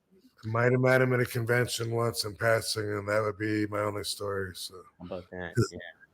No, he's a super nice dude. But all right, number 6, entering at number 6. I wonder if you have any cross through over with this guy. It is Bart Gunn. Did you ever interact with Bart Gunn, Rob?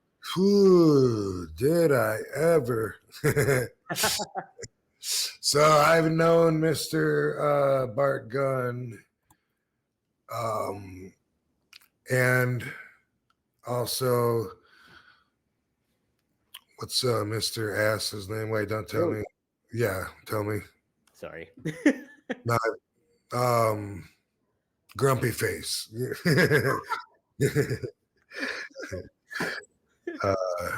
That guy, what is his name? Mr. Ass. Billy Gunn. Yeah, okay. So Bart Gunn and Billy Gunn. Okay. Back in the same days, you know, this is 1990. It's either like December 90 or the beginning of 91. More likely the beginning of 91. Definitely 91. And I'm in Florida. Oh, and I start wrestling for Eddie Mansfield, who has TV at Universal Studios. I've done TV for South Atlantic Pro Wrestling also. So the IWF would be my second. No, I did TV at USWA too. Dude, I'm all over the TV already, and I'm green as grass. Not the good purple grass, but just out of the dirt. Brand new. Out of the dirt one.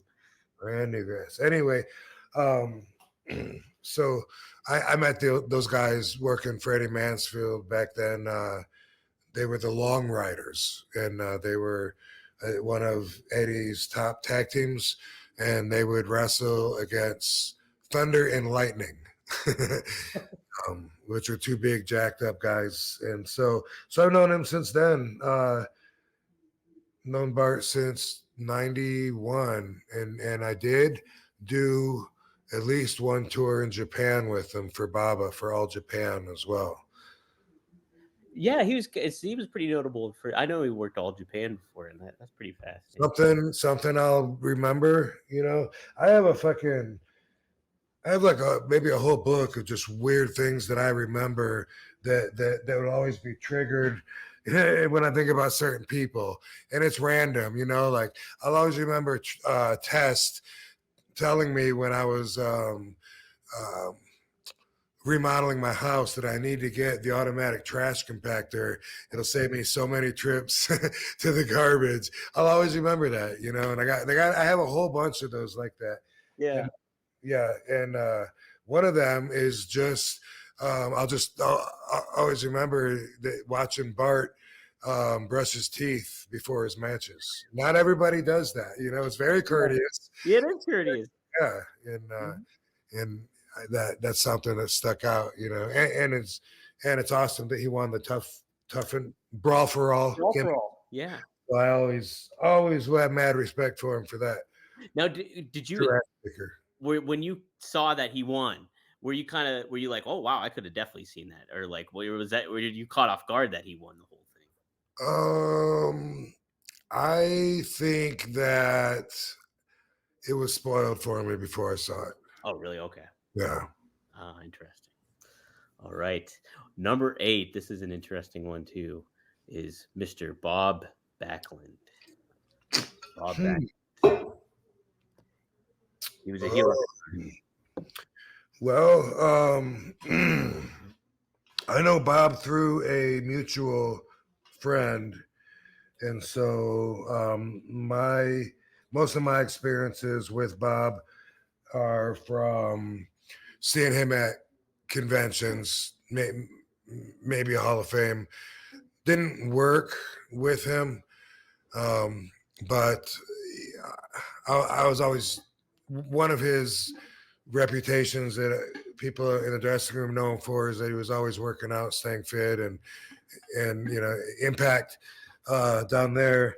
I've heard this story a few times on how they wanted to film him. He does this thing, and maybe he marketed it, but he had a little thing that was a box, and it was a whole workout gym because you could do steps on the box. I think there might have been an ab wheel inside of it, and anyway, this was the Bob Backlund box, and they wanted him to, or the idea was for him to be doing like 300 because that's his workout, doing 300 steps. And he insisted that he does the whole thing, and they're trying to say, no, we'll just, we can shoot you starting, and then we'll just shoot the end. And for him, he had to do all 300. And even though, they were like, but the video's not going to be that long, so I always think of that. And then I use that as a workout model too. Like I do steps on my sauna, and I got to at least do the Bob Backlund 300 in order to give myself credit for hitting cardio that day. But I don't know if he did it. I don't think he did it in the sauna, but he might not have been extreme anyway. But he's had me in his chicken wing at a convention before. That's great. Is he shoots on and stretches all the fans at the conventions, and they love it. They ask for it. So grab chicken wing and pull their face back and scream at him, "Is this what you wanted?" He's nuts. But I don't think that, from what I understand anyway, he might not be at more conventions because I think that he is in a deteriorating state of mind. Oh, interesting. Unfortunately. Yeah. Mm-hmm. Yeah, he came a couple years ago to Pittsburgh. I got to meet him and stuff, and he's a very nice dude. Yeah, fun guy. Fun dude. Number 10 to enter is Virgil. Did you meet him mostly through conventions, or did you know him beforehand, Rob? Virgil? Well, silly. I actually remember seeing Virgil that time I kissed Ted DiBiase's foot. Oh, geez, yes. Yeah, so that's 85, 86. Yeah, wow, okay. Mm-hmm. There's also a picture of you online backstage or at something with WCW because he's got the NWO shirt on. You have a Ghost Rider shirt on, I saw. Oh, okay. Mm-hmm. Yeah. When did I get to know him? You know what? It was the group out here in Las Vegas when the NWC that I've talked about, that Buffalo Bill, who was killed by the mobsters, used to run. That's Unsolved Mysteries, October 2023 season, titled Death in a Hotel. Check it out. It was for that. It's called NWC, and Virgil used to come out for that, and I got to know him there. And also, I don't remember it, but he was at what would have been one of my first 4 matches. It was in, I think it was either Pennsylvania or it was Wheeling, West Virginia. I thought it was Pennsylvania, but anyway, it was the sadistic Dr. Sam Siegel was the promoter. I think this was my second match, actually. Really? So yeah, it was so early in my career, and Sabu was talking to Virgil, and so after Virgil was on TV, Sabu would tell us, "You don't remember him?" And he's like, he said he was telling us he's going to WWF, and he said I thought he was full of shit, and that, and he said that Virgil had suits like on hangers, and he was like showing them off or whatever, hanging them in the dressing room that night, which was funny because we dressed in like a little trailer, the heels came out one side, babyface out of the other, like a little. Well, I remember it being like a 15-foot trailer, not a really big one. So, but so I guess he was there too, though, according to Sabu, and he said he wasn't full of shit. So he's been around. I guess, as far as funny story goes, you're not going to beat me kissing Ted DiBiase's foot. Yeah, and top that. And then slapping Virgil's shoulder. Hey, bro, I saved you guys a lot of money by being a shitty negotiator. That's right. Make Virgil out, get him something nice to eat, Ted. I'm a horrible haggler. Right. That extra $300, $400, $500 I could have got by saying no, instead of dropping down on the ground and sticking your toes in my mouth before you even mention the price. Hey, take some of that money. Take my man Virgil out here. Joe a burger down his throat. That was an RVD, though. That was Matt Byrne, I thought, that did that. That definitely was not RVD. You're right. Yeah, I think it was Matt Byrne. Yeah, they looked like, you know what? It was. Right? He just didn't know yet. Wasn't aware. Number 14 entered was Doink, also known as Matt Bourne. Any stories on Matt Bourne? No, sir. Okay. Yeah. A polarizing figure backstage, apparently, from what you get. Yeah, nothing firsthand I can share. All right. Well, number 17, we got Mr. Spark Plug Thurman Hawley, I think his name was. His name is Bob Hawley at this point, at this juncture. Any stories on Bob Hawley there, Rob?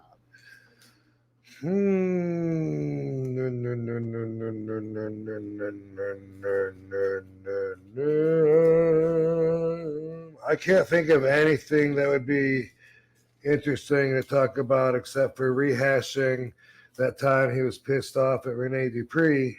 Yeah. And he let everybody know. He let Renee know it's coming. He let all of us know that he was pissed. He said that he let Renee borrow his car to go to the gym, and that Renee got a parking ticket, and that he just tossed it and never said anything to Bob about it. So then Bob had to, on his days off, fly across the country and go to court and fight this, take care of it, blah, blah, blah. And, of course, Renee was like, no, I never saw it. I didn't know about it. And in Bob's mind, that was worthy of an ass beating. In his mind, he was positive that that was what that equaled, what it validated. So he was for sure going to do that. I don't know if Renee could have said anything. You know what I mean? Like, cause I was trying to find out, like, is there anything he could say? And he's like, man, I had to go on my days off all the way to Ohio. He's like, fuck that. And he was determined, and Renee knew that it was coming. And Renee, being in the position of being very young in the business and knowing how the business works and knowing that Bob is one of the enforcers of the wrestling codes, he wasn't gonna fight back. So it's not like it was a fight. Right. But they put him in a tag match, and so Bob was like, yeah, we're tagging next week. You're dead. And, I'm paraphrasing, but let him know it was coming and when it was coming. And so it was a sellout at the curtain, which is what we call it when everyone in the back is, you know, peeking through to watch. Yeah. And you know, it was like I think that Kenzo Suzuki, I think, was in the match. I don't know.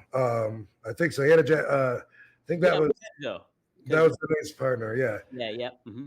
So Bob would be working with that kid, and then if he would tag Renee in, Renee would come in, and Bob would just go to straight punches to the face, left, right, left, right, left, right, and then Renee would end up tagging out again, and then Renee would come in when whoever Bob's partner was, not maybe it was Billy Gunn, I don't maybe, but either way, boom, as soon as Bob would get tagged in, boom, boom, boom, boom, every time, just straight faces, and Renee trying to do the respectful thing, the right thing to not get himself more heat. He wouldn't fight back, and then eventually somebody won, the bell rang, and you know, Renee got out of there and speed walked his way to come back to the dressing room to get out of there because it was, you know, it was a beating, Right. And it was only professional really on Renee's part, you know, but it was old school mentality on Bob's, I guess, you know, and that's how it works. But he came in because he was walking really, really fast, kind of like a jog, and he came in, and as soon as he came in, he like stopped, like to catch his breath. And I remember like Bob comes right in behind him, and I'm like, no, keep going, you know. And Bob went whacked him with a chair in the back one more time. Bam! Renee went down from the chair shot, I believe, and sold it, you know. And then Bob had enough, you know. Like he was like, you know, like, okay, I did what I had to do. That seemed to be Bob's vibe, and I just remember like no, turn around, don't stop. Yeah, like. Jeez.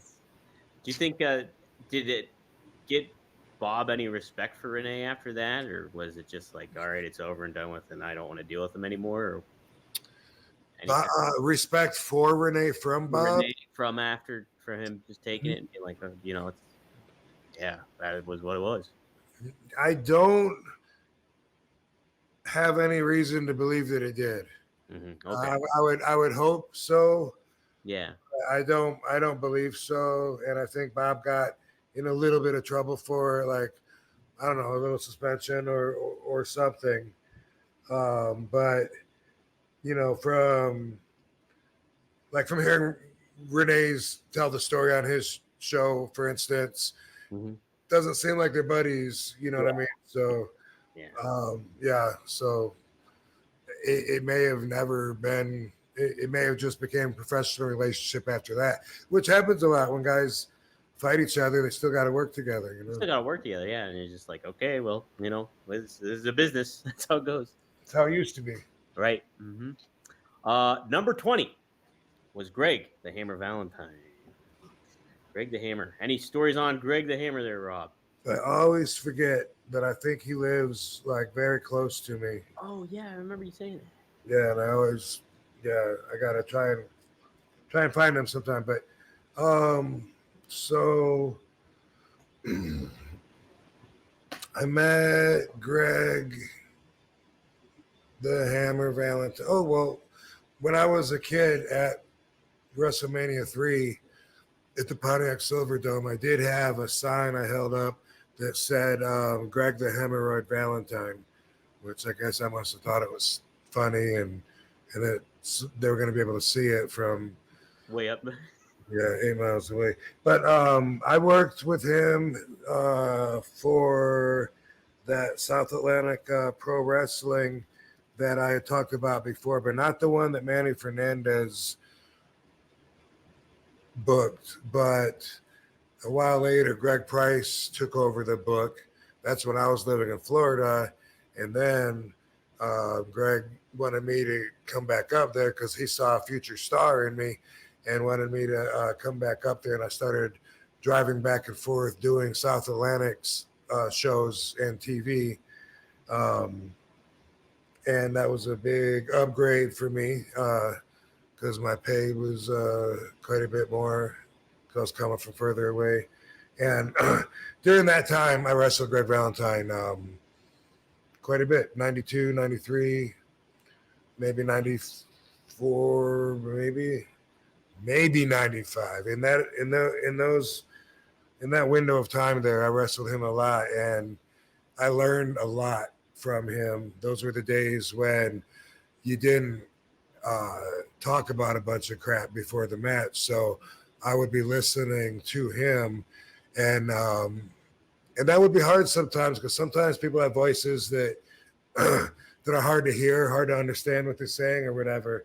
But I just remember with Greg, you know, he was teaching me. I was what he was doing was making sense. You know what I mean? Like I was the baby face, you know, and whatever, boom, duck clothesline, arm drag, another arm drag, hold the arm, boom. And it was just hearing it, doing it, being good enough to know what he's talking about, hearing the crowd react to the story that he just told, and boom. So I did tell him, and Manny Fernandez, because I wrestled him a lot that same time. Mm-hmm. Put both of those guys over sometime in the last several years and said just what I'm telling you, that listening to those guys is what taught me a lot about wrestling. When you work with somebody like Greg, is it like, does he make it easy, like for you to work with him, or is it like you're learning, it's challenging, but you're learning from him, or is it a little bit of both, Rob? You know, when it comes to somebody like Greg, because you hear how good he is in the ring, basically. Yeah, I mean, as I remember, he made it about as easy as it could be. You know, like just getting me in to where we're on that common page, and I'm ready for whatever he wants me to do, whether it's I'm going to take it or give it. Either way, I don't know until I get the hang and work him a bunch of times and then figure out, okay, we keep going back to 2 arm drags and then hold the third one in an arm bar. So I get it. We keep going back to the arm drag, arm bar. Okay, now I'm doing a drop kick. Whoa, leapfrog, arm drag, hold this one.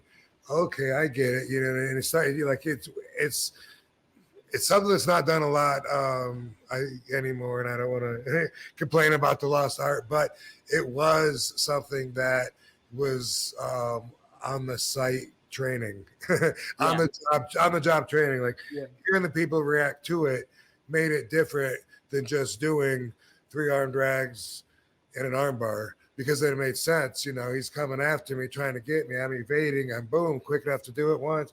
Boom, again, boom. This time I hold him down. And all of that wouldn't make sense to me as I'm doing it without the crowd letting me know how they feel about it. You know? Yeah.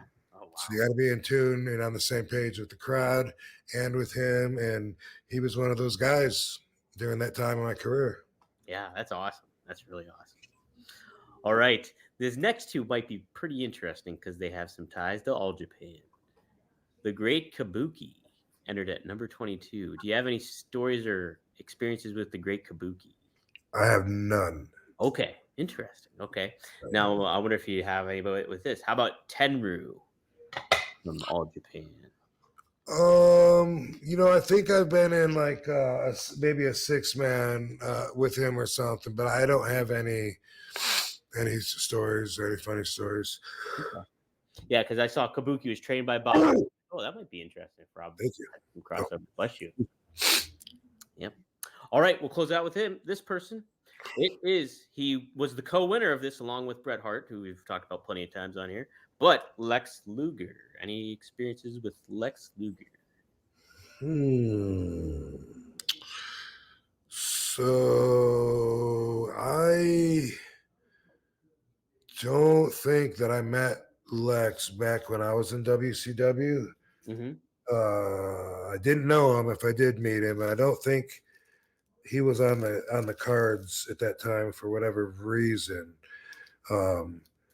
But everyone in Atlanta, and we saw he's from the WCW guys would all stay at the I think it was a Ramada down south of Atlanta that was called the Dungeon. That's because all the boys stayed there. That was where they got put up, where they lived when they were doing like the Peachtree tapings and everything in between. But anyway,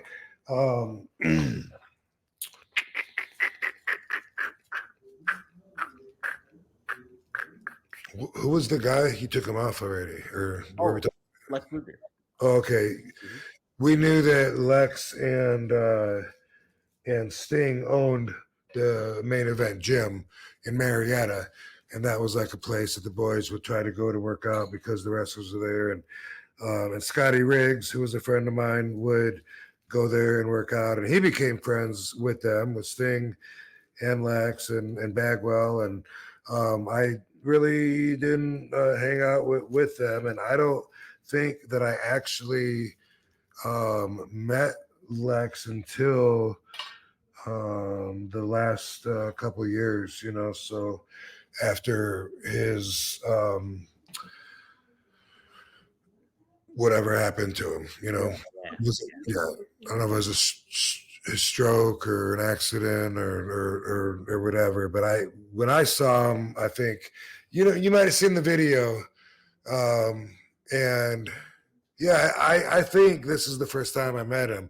When you've seen this video where I'm standing next to Lex and I say, Rob Van, and then Ron Simmons goes, damn.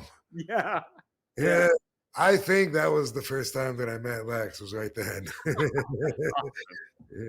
And his laugh was so great, laughing at it. He's a nice guy. They do on ad-free shows, they do the Lex Express mailbag, and so it's kind of cool to get his perspective on stuff and stuff. So awesome. Pretty neat. Well, cool. This was fun, Rob. Trying to think of a couple super chats we had real quick before we close out. Let me pull them up here. Okay. I filter in, like I'm not gonna let the doobie go out while I'm talking anyway. Right. Speaking of filters, Craig Jacobson, a friend of the Road Dog podcast, asked, did Rob ever smoke cigs at any point? Did you ever smoke cigarettes, Rob? Never. No, I never did. And you know, a lot of you listeners might not travel, so you might be learning something here. But in Canada, and they also do this in the UK and in the United Kingdom, they like to mix the tobacco with the weed. Oh. Yeah. It's very popular over there. Even in Amsterdam, like a lot of the people do that. And I used to like that. There was a particular place that used to be my favorite, so it's not there, called Funny People. And he would have the glass petition set up for the people that want to add tobacco in it so that the rest of the people could be, you know, free and healthy. But a lot of the places are the opposite. So they say, if you don't want tobacco, you can go there. But that's because it's very, very popular. Anyone that smokes that's in Canada or the UK or Europe or anywhere around there, they know what I'm talking about. And every once in a great while, like say maybe it's been a few days and I'm with someone and they're smoking it, maybe I'll be like, yeah, you know, let me see that thing. I can't handle it. My body rejects it like I'm trying to drink gasoline. Really? I might think, maybe one toke, you know, sounds nice. When it has tobacco in it, I'll be like, and I'm like pounding my chest like a gorilla, and it hurts, and my body just rejects it. And so I've never smoked a cigarette, and when it comes to the those, I can't remember exactly what they call them, spliffs or whatever. I can't take those down either, and I'm reminded of that like every few years or they won't tell me that it has something in it. You know what I mean? I'll be, especially if we're there or Canada or someone say, hey, you want to hit this? And I'd be like, sure. Like, you asshole, you didn't tell me it had tobacco in it.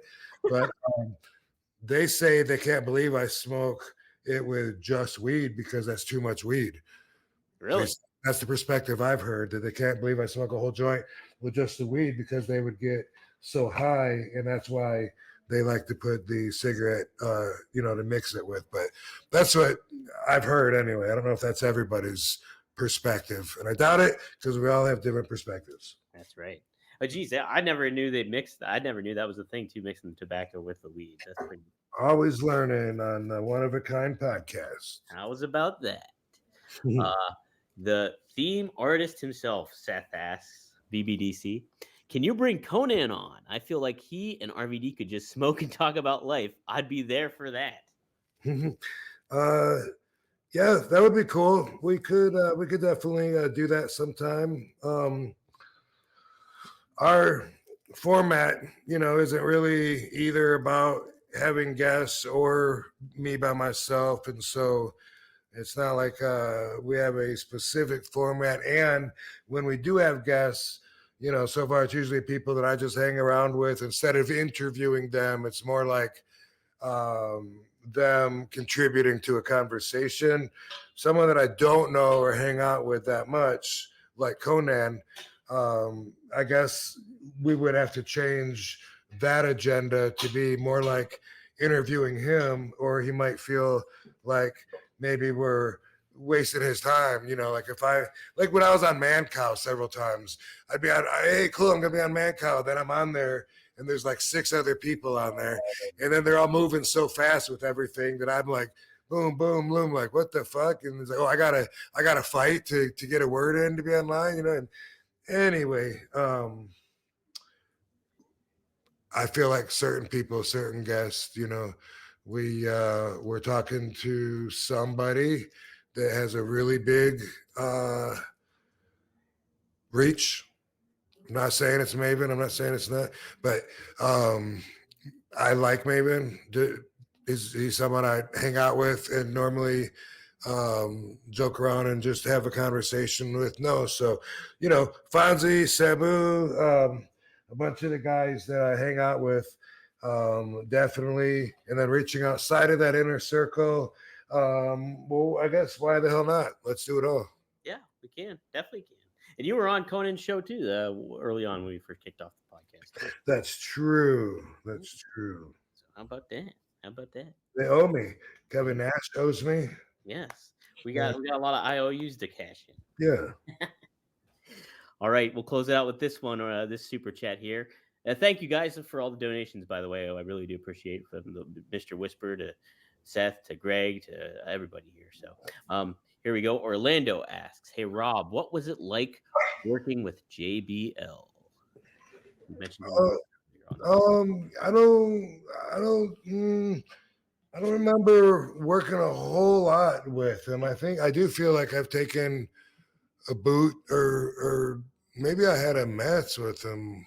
I don't know. That's interesting. Like I kind of feel like I was in the ring with him, and I feel like it was. I wonder if I'm right about that. YouTube, Chris would know if I ever had a match with JBL, but it was he's snug, and I must know that for being in there with him, but snug in a way that I like, because I like it that way. So as far as being in the ring with him, it would be fine. But back when he had the loud, I gotta be the center of attention voice that bellowed out like a loud, proud Texan, being around, working with, just being around that energy. I even back before I was really into learning about my own spiritual growth, even back then I was in tune with energy enough to know that sometimes would strike me as pleasant as nails on a chalkboard. Yeah. There was I know Sean Oliver brought it up on the Nash podcast. It's like they always talk about like how you were like, oh man, JBL's like, I don't remember what, destroying your Zen or something was what you said. I think it was. And it was never, because there was like never any issue or anything like that. It was just it was just like in general. I still like if someone's really loud. I'm glad that Katie knows and understands me because sometimes I don't even have to say it. Yeah. And say like, "Do you want to go sit outside?" Because there'll be someone at the table that why I don't know why, but they just want everyone to be listening to them, and they're so loud. And a lot of people in general, they disrupt my zen. Well, I think you gave everybody a pretty good zen here this week here, Rob.